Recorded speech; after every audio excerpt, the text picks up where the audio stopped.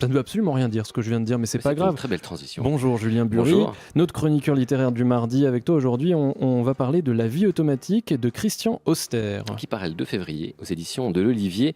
Alors c'est l'histoire de Jean. Jean est un acteur sexagénaire, en fin de carrière, abonné au 3e rôle. C'est un 3e couteau. Pire encore, 3e rôle dans des téléfilms de l'après-midi. Oh là. C'est dur, hein. Alors c'est le faire-valoir de stars. Il y a une sorte de compétition entre les stars, ceux qui quand ils vont chez le boulanger, quand on les reconnaît, alors voilà, ça leur donne un offre la certain baguette, prestige. ouais. Lui, on ne le reconnaît pas vraiment non plus, même chez le boulanger. Et puis, alors, il cuisine très mal en plus. Il essaie de cuisiner des courgettes, il crée un incendie. Et puis c'est là que ça commence. Au lieu d'appeler les pompiers, il ferme discrètement la porte et il s'en va. C'est presque un suicide, au fond, celui de Jean. Il a envie de tout laisser aller. Il change de numéro de téléphone, il change d'amis, il change de vie. Il se retrouve même dans un vol Paris-Tokyo. Là, je vous en dirai pas plus. Pourquoi est-ce qu'il faut lire Christian Auster ? Il y a une petite musique très attachante des romans de Christian Auster qui publie régulièrement.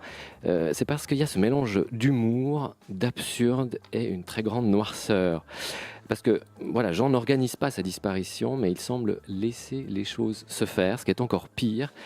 Et puis il nous ressemble beaucoup. Et si nous aussi, nous vivions des vies automatiques, tout a l'air de fonctionner, mais est-ce qu'on est vraiment aux commandes ? Et c'est ça qu'il nous dit, mais pas à la façon américaine, optimiste, vivons, soyons les héros de notre vie. Non, l'auteur est plutôt un pessimiste joyeux. Donc il nous dit, cessons de jouer les 3e rôles dans nos propres vies. Et il le fait très bien. C'est un auteur de polar à la base, dans les années 80, qui a beaucoup écrit pour la jeunesse, qui a reçu le prix Médicis en 1999 pour Mon grand appartement, et qui continue de creuser cette absurdité de la vie dans chacun de ses livres, en mode mineur, avec beaucoup de douceur malgré tout et d'affection pour ses personnages. Et j'ai l'impression, Julien, que tu as bien aimé la langue parce que alors je sais pas si on se connaît encore pas assez, si tu soulignes beaucoup, mais alors là vraiment, il semblerait qu'il y a beaucoup de choses qui ont retenu ton attention quand je regarde. Oui, j'aime beaucoup les carrefours. C'est-à-dire quand on ne sait pas en tant que lecteur où est-ce qu'on va aller.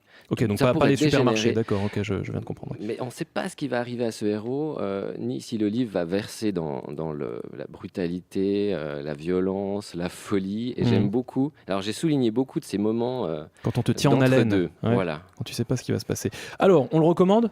Tu le recommandes ? Chaleureusement. La vie automatique de Christian Auster aux éditions de l'Olivier. Voilà, je le remonte pour ceux qui nous regarderont. Et il sort quand, tu l'as dit ? Tu l'as dit en février, c'est ça. Merci Julien Bury, à la semaine prochaine. À bientôt.